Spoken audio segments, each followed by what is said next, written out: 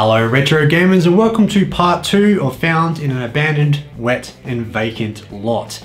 If you missed part 1, the story of all this goes back to about a month, maybe even a little bit more, where I was on holiday and a co-worker of mine was working really close to where I lived and found a GameCube and an N64 in a vacant lot.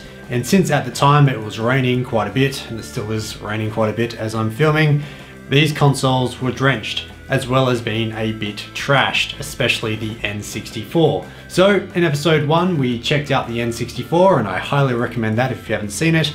I got it back to working spec and it even included quite a bit of 3D printing to get the case back up to spec. Today we're going to be focusing on the GameCube, which was also found in the lot. Even though I filmed both of these episodes in tandem, this episode got delayed for reasons you'll soon see, so I decided to release the N64 one first. But without further ado, let's go through the entire process of bringing that GameCube back to life. The story of this GameCube starts on the very same day as the N64. As you can see, the lid is dislodged, but otherwise it is complete. There are a few scratches and tiny gouges here and there, but otherwise this is just a very dirty GameCube. Outsides can be deceiving, however, so let's crack this thing open and see what's going on inside. These lids for the expansion ports can come off first, and first impressions aren't great. The metal I can see is either corroded or straight up rusty. 4 game bit screws need to be removed to start disassembly, and this requires a special bit, but luckily it's quite easy to buy online, cheap too. With those 4 screws removed, the entire top portion of the lid comes off and we get our first look inside. Note how I'm putting screws into little baggies. This is so I don't get the screws from this and the N64 mixed up. The front module pops off and what I'm greeted to is rust and corrosion on that ribbon cable. Not a good start. Because the top lid was displaced, it's assumed that a lot of water would have gone straight in through the top. It's a shame this wasn't dumped during the summertime. The outsides of these memory card slots are looking particularly gruesome. Screws like this went into their own baggie. Quarantine. Pulling the ribbon cable out shows more bad news. Corrosion. I'm really glad I didn't turn this thing on before fully disassembling it. Who knows what would have shorted. Next to go is the module that holds the power button and fan. This is just held in by 2 Phillip head screws. The back plate isn't actually held in by any screws at all, so that can just be removed with the touch of a finger. With the one small connector for the power removed, the whole disk drive module can also be taken off. This connects to the main board using a connector, so no further screws are required to be removed at this point. Yeah, this definitely doesn't look good. 6 more smaller screws hold in the heatsink, and after that we can see the main board. Concerningly, I found a full droplet of water here, even though it had been drying on my back al fresco for 2 or 3 days. Fortunately from here, the main board comes out as one piece, revealing another RF shield below. Just 2 more screws to remove that, and we get access to the bottom portion of the GameCube where we can see the power circuitry. A few more screws are removed to pull that out, and that's it for the electronics. All we're left with now is mostly plastic and a few loose metal bits. Ugh. The power transformer seems to have fared the best. Even though the metal shielding around it was a bit stained, I guess it was the most protected, being right at the bottom of the GameCube. Alright, time to turn our attention back to the disk drive. This was definitely the most difficult to disassemble, but it started quite easily by removing this RF shield. After removing a few more screws around the perimeter of the circuit board, we can undo this latch and release the ribbon cable. This cable is looking particularly manky. Another ribbon cable can be pulled out, but keep in mind that there are 2 wires that are soldered in, so be sure not to tug those out. Flipping the circuit board over, and I find more water. Not really surprising at this point. This big metal piece can be pried out, and then the disc platter is removed from its plastic housing by pushing on a few tabs. And there we go, everything fully disassembled, including the N64 from the last episode. Now let's get these circuit boards sterilized and dry. Inspecting the board, it looks like there are a few components that have really copped the water damage, but otherwise nothing really seems physically damaged. Hopefully we can just give this thing a good clean and nothing will need to be replaced. We'll start with our old friend, distilled white vinegar. This should neutralize any sort of corrosion, and since it's so cheap, I went super heavy with it. This thing got so soaked, you could have mistaken it for fish and chips by the end. And yeah, the results speak for themselves. Look at all that muck. Every single piece of electronics in this GameCube got the same treatment. For this front module for the controllers, I decided to test the ribbon cable using my multimeter in continuity mode, just to make sure that the corrosion hadn't completely eaten away at the contacts. Fortunately, everything tested fine. And here's everything sparkly and smelling like vinegar. I gave these a good amount of time to dry. I should also note that I gave this a going over with isopropyl alcohol as well, but I guess I didn't bother to film it because, let's face it, it's not that interesting to watch me scrub something with a toothbrush. The next day, I pieced everything together for a quick test. Because everything is all sandwiched together, this is not as straightforward as it was for the N64. So for that reason, I decided to start without the disk drive. So it took a bit of wrangling to make sure nothing was shorting out, but let's plug this in and see what happens. Oh my god. And will you look at that? We have signs of life. That is amazing. I did get an error message however, and assumedly this is because there is no disk drive connected. So let's remedy that. An error has occurred, probably because there's no disk drive attached. Adding the disk drive without its housing made it even more pancakey, but fortunately plugging that in, it booted to the main menu. Obviously at this point we don't know if it plays games yet, but it's good to see that both the sound and the controls work. So let's test a game. My test game of choice is Need for Speed Hot Pursuit 2 because it has this fully sick Holden HSV on the front cover. Yeah, Bogan Pride. For a reference to my real love of cars, I'm actually a dweeb who drives a Kia Cerato, so take that as you will. Anyway, this ended up being quite awkward because the drive isn't in its housing. I sort of have to hold it up so the laser can seek, but I also need to hold down the latch with my other hand so it thinks that the disk drive is closed. The disk wasn't spinning at all, and then to make matters worse, I accidentally touched the latch circuit board with the main one and it shorted out the entire console. Whoops. Oh no. As you can imagine, I was worried I had stopped the project right there and there by frying the console. I removed power from the console and then tried to bodge something together so the modules weren't going to short each other out. Thankfully, after plugging it back in, it seemed to be fine.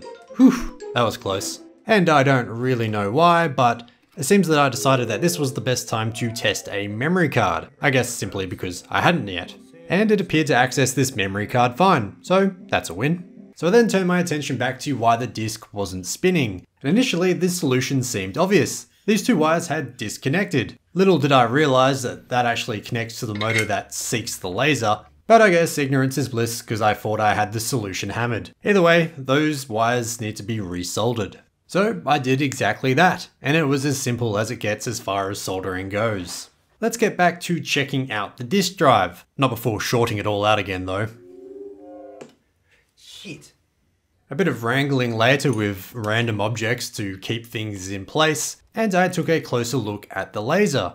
And as you can see, it lights right up. It also moves. Right. So testing went on for a while like this, and then suddenly, static.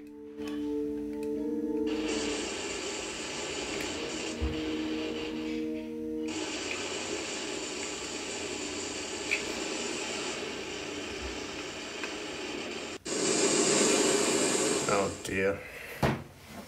Yes, oh dear indeed. Was this a problem that was already present, or one that I had inadvertently caused? On further investigation, it appeared that the brown wire had come loose again and might have been connecting to something on the board, causing the static. A big old blob of solder should take care of that. But alas, the problem persisted. So I took a bit of a deep breath and went through my footage to see if I could find any clues. And on further investigation, I noticed this.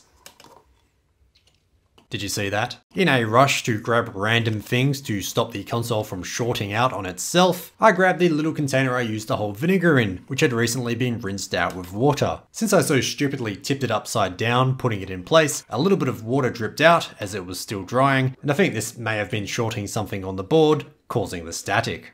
So I decided to give everything a good night to dry, and in the meantime re-lube the laser assembly.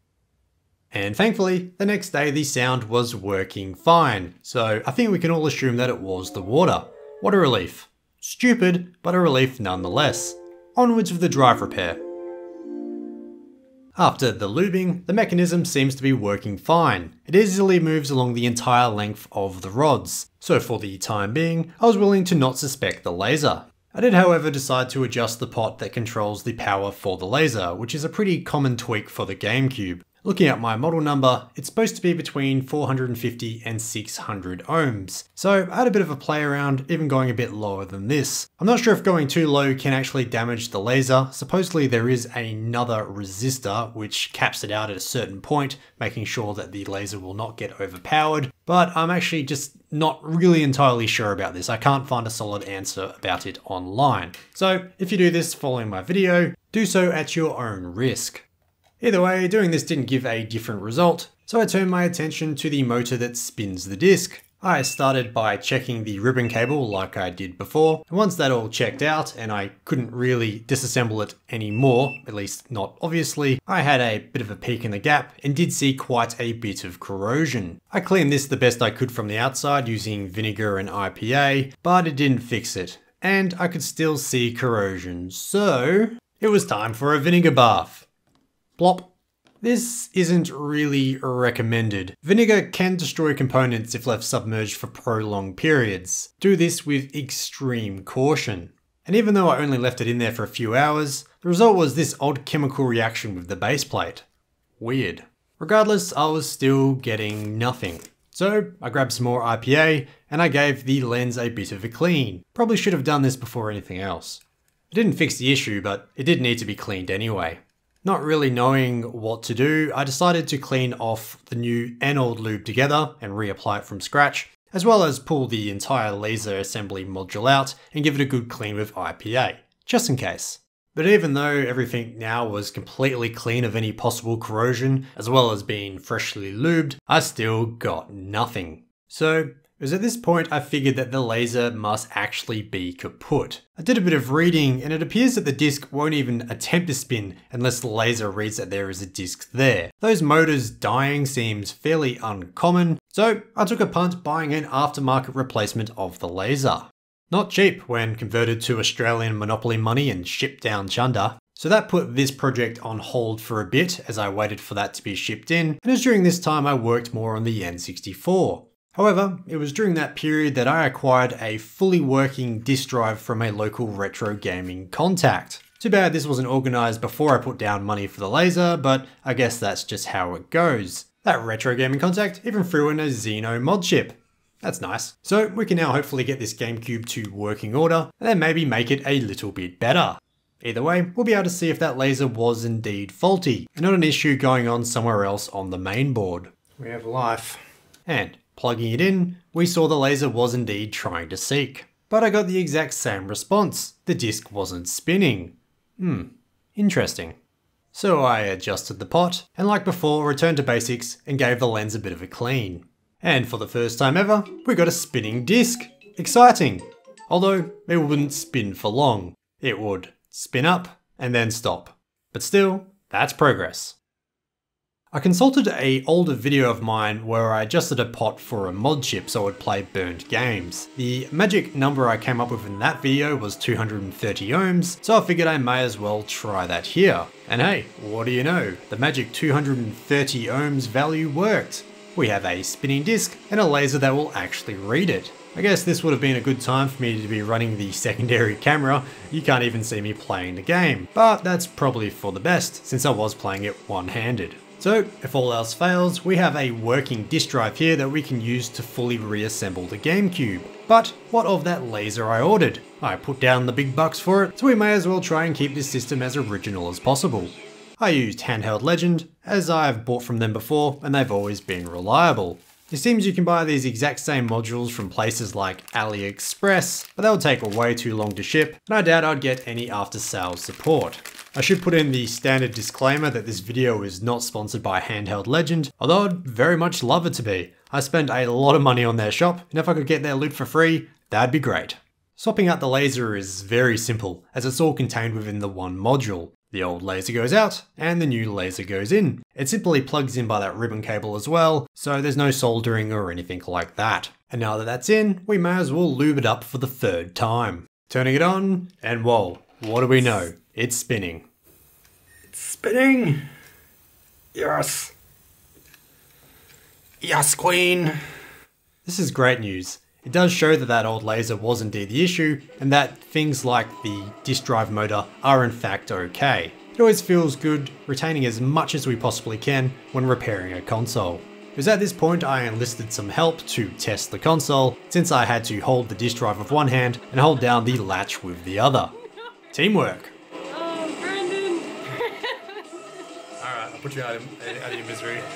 So with the console fully working on a technical level, it was time to clean up all the RF shielding and plastic bits. By this point, all of this had been sitting on my back alfresco for a month. I didn't want to bring it inside since it was so gross. And all the particularly heinous metal components that went into the naughty baggie got their own vinegar bath.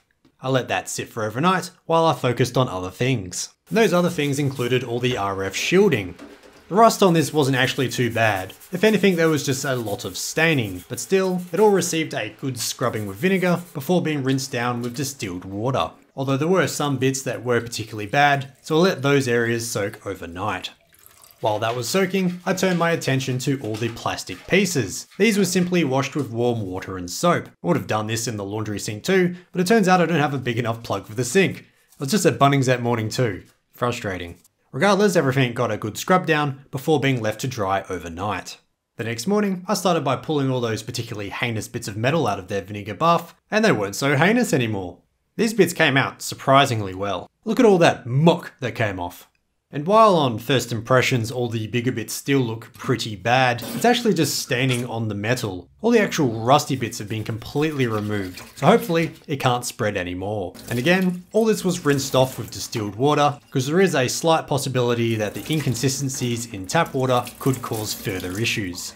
It was now time to install the Xeno GC mod chip. This is a very simple procedure that doesn't actually require any wiring. It just solders directly to the bottom of the PCB for the disk drive. I've actually tried to install one of these in the past, many years ago, and I was not successful. As far as I can tell, my installation theory back then was correct, but I think I received a dead unit. So hopefully we have more luck this time around. Here's the wiring diagram. As you can see, it simply solders onto the board using 6 points. The points it solders onto are quite small though, so you do have to be careful that you don't bridge anything together while soldering. To reduce the risk of that, I started by tinning the points on the board. Here, I can be sure that the right points are soldered, and I can use my multimeter to check that the solder isn't encroaching into other spaces. And then I did much the same thing on the chip itself, tinning the points, hopefully making it an easier process to solder onto the board. So now it should just be an easy process of plopping the mod chip onto the board and then heating up the solder so the solder from both ends can join up and make a solid connection. Although I did add a little bit too much on the top left, so I had to use some solder wick to remove that. And a quick visual check over, and it seems to be fine. Although it is difficult to see from here that anything is bridging since the chip covers up the entire area. Regardless, a quick check later using the boot disk for my Game Boy player, which I burnt, and yeah, everything seems to be working fine. It's lighting up. Cool, I think it's working. What's an orange light mean? I don't know. The lights I'm referring to are some LEDs on board the chip. Mine started out red and then switched to orange. I'm not exactly sure what that means, but the chip appears to be working, so I guess those colors are good. Another way to check is by holding down the start button as the GameCube boots. This should enable a pop-up to appear which shows information like the version number. Oh, appears to work. Happy days. It was now time to start with reassembly, starting by reattaching the lid for the first time since I received the unit. This turned out to be a very fiddly affair since I have to fit a spring. I spent quite a lot of time trying to figure it out myself with no luck, before finally giving up and searching YouTube for help. Eventually, I found a very helpful video by a channel called Joe Bleeps that details the entire process. So hopefully, if I remember, I will link that down below. And finally, for the first time in this project, we have an operating lid. How exciting. Reassembly continues, starting quite simply with the bottom portion of the case. Here, some small RF shields go in, as well as a few other metal bits. Then, we can put in the power transformer, which is just held in by several screws. After that, the first big RF shield goes down, and that is held in by 2 more screws. The main board then goes in, but not before finally scraping away the dust bunnies in the heatsink, which have been there the entire time. Not sure why I didn't do this earlier. And with that, 6 screws hold the heatsink in place. I then continued by putting in all those screws that go around the perimeter, although this is a bit of a mistake since these aren't supposed to go in just yet. Where are the rest of the screws? But doing that pointed out an even bigger mistake I had made. I was short 6 screws, and then it hit me. I had put the wrong screws in the heatsink. Oh no. Worse still, the screws I put into the heatsink were bigger than the ones that was supposed to go in. So I feared I may have damaged the screw holes by enlarging them. Oh dear. Fortunately, 4 of the 6 screws did go in, so it's not as bad as it could have been, but still a very stupid mistake. So continuing on, and as you've probably guessed by watching me install the Xeno GC chip, I did reassemble the disk drive, but I did this mostly off camera since it was so fiddly. Here, I can be seen installing the final big RF shield. It was here I realized I had put in those perimeter screws too early, since they hold in both the mainboard and the disk drive. So out they come. Fast forward a bit, and finally the screws were going in properly. And with that, the module for the power button and fan can be screwed in, and we can perform a quick test. And thankfully, everything seems to be working properly. And lastly, finally, the top part of the case can finally go back on, as well as the expansion port lids. And with that, the GameCube is fully reassembled for the first time in God knows how long. There are a few tiny aesthetic portions we need to take care of first though. To begin, I'd like to polish the clear plastic on the top, hoping to reduce some of those scratches. To do this, and I've showed this a couple of times on the channel before, I use aluminum polish. This will get rid of small scratches and surface marks. It doesn't completely return it to stock. If there is big gouges, there's not really much you can do there, but it does a good enough job that I always keep a tube on hand. So here's the before. As you can see, it's quite scratched up. To apply it, you simply put a blob down and then just rub it in using something like a paper towel. Be sure to wipe away all the excess when you're done. And as you can see, it did a pretty good job. As I said, not back to perfect condition, but it did clear up quite a few of those scratches. And lastly, I just need to clear away all this gunky stuff on the front controller ports. I could have cleaned this in the sink with the rest of the plastic parts previously, but I never saw the need to fully disassemble this controller port module, so instead I'm going to take the lazy approach by using IPA and a paper towel. Honestly, this didn't do the best job. Scrubbing it in the sink probably would have made it look a bit better, but still better than it was before. And with that, this project is more or less complete. The only thing to do now is give the console an extended play session, just to make sure that no issues arise after the console is heated up and been playing for a while. I changed up the game a bit here since I was getting a bit sick of the HSVs and Need for Speed. I also gave the Game Boy player a solid run just so I could test that Xeno chip, making sure, much as before, that it runs for a prolonged period without any other problems arising. So that's it. If you haven't checked out the N64 video, I highly recommend that. There's a bit of 3D printing and other cool stuff in that to get the case back to working order. Anyway, thank you so much for watching, and I'll see you in the next video.